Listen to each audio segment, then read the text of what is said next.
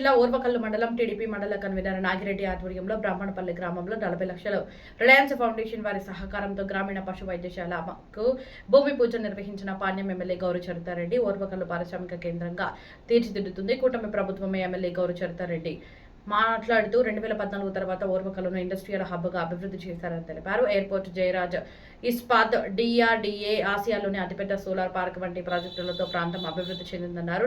2024లో కూటమి ప్రభుత్వం అధికారంలోకి వచ్చిన తర్వాత రిలయన్స్, సిగాచి, అగస్త్య వంటి పరిశ్రమలు రావడంతో పాటు డ్రోన్ హబ్, ఎంఎస్ఎంఈ పార్కుల ద్వారా స్థానిక యువతకు ఉద్యోగ అవకాశాలు పెరుగుతున్నాయని పేర్కొన్నారు.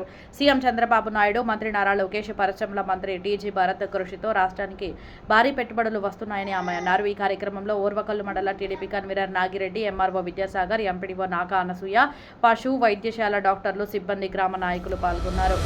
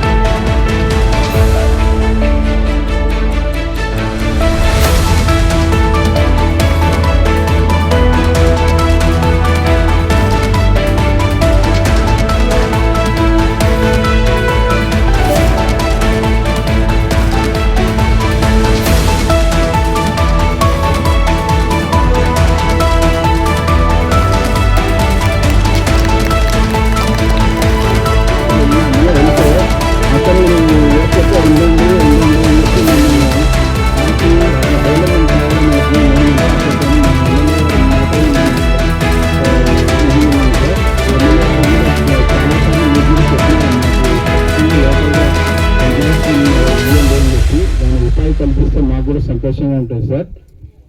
ఇంకొకటి అంటే మా ఊర్లో కూడా చిన్న సమస్యలు ఉన్నాయి సార్. ఇంకా కొద్దిగా స్కూల్ బిల్డింగ్ ఒకే స్కూల్లో 5th క్లాస్ వరకు ఉంటుంది సార్. స్కూలు ఒకటే హాల్లోనే 5 క్లాసులు కూర్చోబెట్టి చెప్తారు సార్. ఎవరు ఏం చెప్తున్నారో తెలియదు, పిల్లలు కూడా ఏమంటున్నారో తెలియదు సార్. అట్లా ఉంది సార్ పరిస్థితి. అది కూడా ఒకసారి దృష్టిలో పెట్టుకొని మా ఎమ్మెల్యే గారు సహకారంతో ఏదైనా జరుగుతుందని ఆశిస్తున్నాం సార్. ఒకటి పైప్ లైన్ కూడా 30 years నుండి వాటర్ పైప్ లైన్ ప్రాబ్లం ఉందక్క. ఆ పైప్ లైన్ కూడా మీరు ఇట్లా డెవలప్మెంట్ ఎవరికైనా చెప్పి చేపిస్తే గవర్నమెంట్ తరఫు నుండి కానీ కొద్దిగా బాగుంటుందక్క. ఇవన్నీ ఖచ్చితంగా నా ఊరి వాళ్ళకి అందరికీ అవకాశం ఇస్తారని, ఈ అవకాశం ఇచ్చిన పెద్దలకి, గ్రామ ప్రజలకి నా ఏవోక నమస్కారాలు తెలియజేసుకుంటున్నాను. Thank you. మనకి ఈ కూటమి ప్రభుత్వం వచ్చిన తర్వాతనే డ్రోన్ హబ్ చేశారు. అంతేకాకుండా రిలయన్స్ బేవరేజెస్ వచ్చాయి, అంతేకాకుండా సిగాచి వచ్చింది, అగస్త్య వచ్చింది.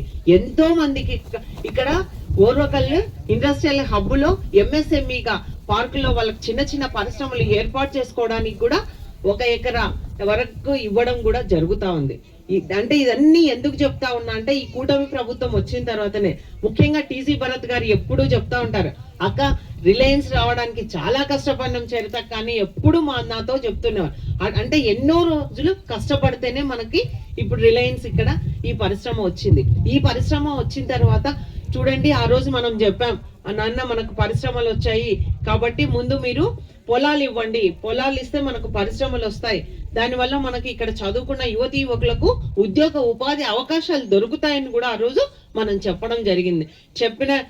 అందుకే మేము ఈరోజు మీ టీం అంతుందన్న రిలయన్స్ టీము మేము ఒకటే కోరుతా ఉన్నాం. ఎంతో మంది చదువుకున్న వాళ్ళు ఉన్నారు ఇక్కడ.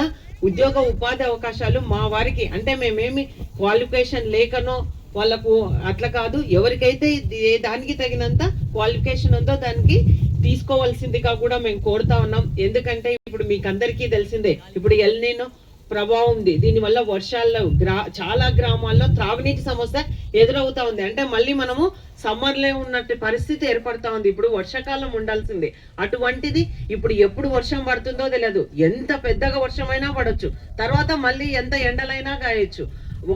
ఒక విపరీతంగా వర్షం, మళ్ళీ విపరీతంగా ఎండగా ఉండొచ్చు. అంటే ఇది మనది కాదు, పసిఫిక్ మహాసముద్రంలో ఏర్పడిన దాని వల్ల ప్రపంచమంతా కూడా ఇలాగే ఉంటుంది.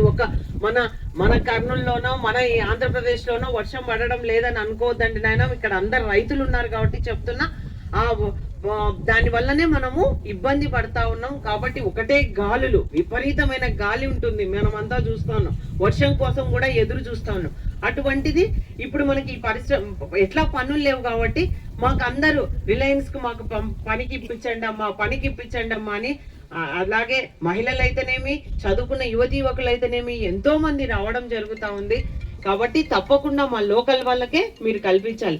అంతేకాకుండా ముఖ్యంగా మీకు అందరికీ ఒకటి తెలుసు, మన కూటమి ప్రభుత్వం వచ్చిన తర్వాతనే కేంద్రం కూడా ఫస్ట్ బడ్జెట్ లోనే మన ఓర్వకల్లుకు నోడుగా ప్రకటించి 2,800 కోట్లు, అంటే ఈ ఓర్వకల్లో అన్ని మౌలిక సదుపాయాలు కల్పించడానికి కూడా మనకు శాంక్షన్ చేయడం జరిగింది. ఈ ఓర్వకల్లు, కొప్పర్తి 2 శాంక్షన్ చేశారు. కాబట్టి మనకి ఇంకా రాబోయే కాలంలో కూడా ఎక్కువ పరిశ్రమలు వస్తాయి. ఎందుకంటే ఓర్వకల్ సెంటర్ పాయింట్ ఇప్పుడు మనకి హైదరాబాద్ కు దగ్గరుంది, బెంగళూరుకి దగ్గరుంది, మనకి ఇక్కడ ఎయిర్పోర్ట్ ఉంది, ఎన్నో వసతులు ఇక్కడ రైల్వే రావడానికి అవకాశం ఉన్నాయి, రైల్వే సౌకర్యం కూడా, ఇట్లా ఎన్నో అవకాశాలు ఉన్నాయి. కాబట్టి ఎక్కువ మంది ఇక్కడ ఓర్వకలు రావడానికే ఇండస్ట్రీస్ ఇప్పుడు ముందుకు వస్తా ఉన్నారు. కాబట్టి తప్పకుండా మనకి ఎంతో ఇంకా రాబోయే కాలంలో కూడా ఇంకా ఎక్కువ పరిశ్రమలు వస్తాయి. ఎక్కువ కూడా అంటే ఇప్పుడు మనకి ఇంకా ఇదంతా రూపుదిద్దుకోవాలంటే ఇంకా ఒక 2 ఏళ్ళు టైం పడుతుంది, మిగతా ఎన్నో పరిశ్రమలు రావడానికి కూడా. కాబట్టి ఇది ఒక ఓర్వకల్లు చాలా ప్రసిద్ధి చెందుతుందని కూడా ఈ సందర్భం. కాబట్టి అటువంటిది ఇక్కడ మనకు అందుబాటులో ఈ హాస్పిటల్ ఏర్పాటు చేసినట్లయితే మన పశువులకి ఏమైనా సమస్యలున్నా, ఆరోగ్యం బాగాలేకపోయినా, ఇంకా రాబోయే వ్యాధులు ఏమన్నా ఇంకా ముందే గుర్తించి వ్యాధులు రాకుండా కూడా టీకాలు వేసుకోవడానికి కూడా ఎంతో అవకాశం ఉంటుంది. కాబట్టి అందుకే ఈ ప్లేస్ లో బ్రాహ్మణపల్లెలో ముఖ్యంగా ఈ గ్రామానికి ఏం చెయ్యాలి అంటే వెటర్నరీ హాస్పిటల్ అది శిథిలావస్థలో ఉంది, అది పడిపోయింది. కాబట్టి ఫస్ట్ మేము హాస్పిటల్నే ప్రపోజ్ చేయడం జరిగింది. ముందు రాబోయే కాలంలో కూడా ఇంకా ఎక్కువ ఏదైనా ఉన్నాయంటే, ఏవైతే ఇప్పుడు నాగిరెడ్డి గారు బ్రాహ్మణపల్లెలో ఉన్న సమస్యలన్నింటినీ చెప్పడం జరిగింది. ఆ ఊరితో పాటు మిగతా గ్రామాలకు కూడా ఏవైతే సమస్యలు ఉన్నాయో ఒక్కొక్కటిగా తీర్చుకుంటూ ఎక్కువ ప్రియారిటీ ఎక్కువ ఇది గాన తీసుకొని వస్తే ఎక్కువ మంది లబ్ధి పొందుతారు అన్న ఉద్దేశంతో దానికే ప్రియారిటీ ఇస్తామని కూడా ఈ సందర్భంగా మీకు అందరికీ తెలియజేస్తా ఉన్నా. కాబట్టి ఈరోజు చాలా సంతోషము. ఈ హాస్పిటల్ అది మనము మొన్ననే అనుకోవడము, వెంటనే మన తహసీల్దార్ గారు కూడా వెంటనే ఇక్కడ స్థలం కేటాయించడం, ఎందుకంటే మనకి ఇక్కడే రైతు భరోసా కేంద్రం ఉంది, అన్ని కూడా ఇక్కడికే రావడం జరిగింది. కాబట్టి ఇది రోడ్డుకు కూడా ఉంది, చాలా ఉపయోగపడుతుంది అందరికీ. ఈ మిగతా హుసేనాపురము, కాల్వ అన్ని గ్రామాలకు కూడా దగ్గరనే, అందరూ వచ్చి కూడా ఇక్కడ వాళ్ళ పశువులకి వైద్యం చేయించుకోవడానికి కూడా అవకాశం ఉంటుందని కూడా ఈ సందర్భంగా తెలియజేస్తున్నా. కానీ నిర్మాణం కూడా త్వరితగతిన పూర్తి చేయాలని కూడా మేము మిమ్మల్ని కోరుతా ఉన్నామన్నా. అంతేకాకుండా మా వాళ్లకు ముఖ్యంగా ఇక్కడ ఉన్న వాళ్లకు ఉద్యోగ మీది రిలయన్స్ కంపెనీ పూర్తయితా ఉంది. ఆ రోజు మేము పొలాలు ఇచ్చిన రోజే 2,000 మందికి ఉపాధి కల్పిస్తాము, ఉద్యోగ అవకాశాలు కల్పిస్తామని చెప్పడం జరిగింది. చెప్పిన రీతిగానే లోకల్ వాళ్ళకే ఎక్కువ ఇంపార్టెన్స్ ఇవ్వాలి. ఇది ఎందుకంటే వాళ్ళు ఇప్పటికే ఎవరికైనా భూమి అనేది ఒక భరోసా, ఒక ఆధారం. అది ఆ భూమి పోతా ఉంటే ఎంతో బాధ. కానీ ఆ రోజు ఇక్కడ పరిశ్రమ వస్తుంది, మీకు ఇక్కడ ఉపాధి దొరుకుతుందని ఎన్నో చెప్పి మేము ఇప్పియడం జరిగింది. కాబట్టి వాళ్ళని కూడా మీరు ఆదుకోవాలి, వాళ్ళ క్వాలిఫికేషన్ బట్టి వాళ్ళు మీ దాంట్లో ఏవైతే మా వాళ్ళు చేయగలిగారో వాళ్లకు ఉపాధి కల్పించండి అని కోరుతూ ఈ కార్యక్రమాన్ని ఇంత పెద్ద ఎత్తున తరలి వచ్చి ఈ కార్యక్రమాన్ని